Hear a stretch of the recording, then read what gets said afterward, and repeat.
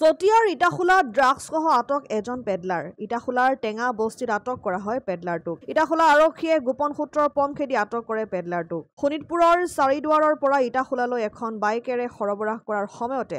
আটক পেডলাৰটো আৰক্ষীয়ে জব্দ কৰিছে 20টাকৈ ড্ৰাগছ ভৰ্তি কণ্টেইনাৰ ধৃত পেডলাৰটোৰ নাম খায়ৰুল ইছলাম আৰু ঘৰ খনামুখৰ কেকাকুলি গাঁৱত বুলি জনা পৰা গৈছে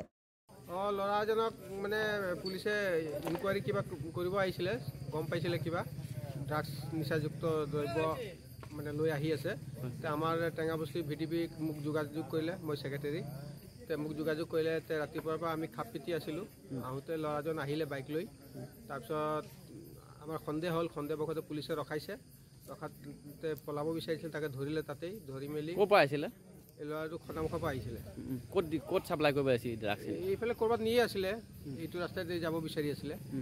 তেতিয়া ধৰিলে ধৰাৰ পিছত চাৰ্চ কৰোঁতে অ' ছাৰ আহিলে বিশ্বনাথ চাৰিআলিৰ পৰা এডিশ্যনেল SP আহিলে ইটাখোলা IC নয়ন কুমাৰ আহিলে নয়ন কুমাৰ ছাৰ আহিছে অহাৰ পিছত মানে ল'ৰাজনক চাৰ্চ কৰিছে আমি ধৰি ৰাখিছিলোঁ কিমান পাইছে কিমান ড্ৰাগছ পাইছে 20টা কণ্টেইনাৰ আছে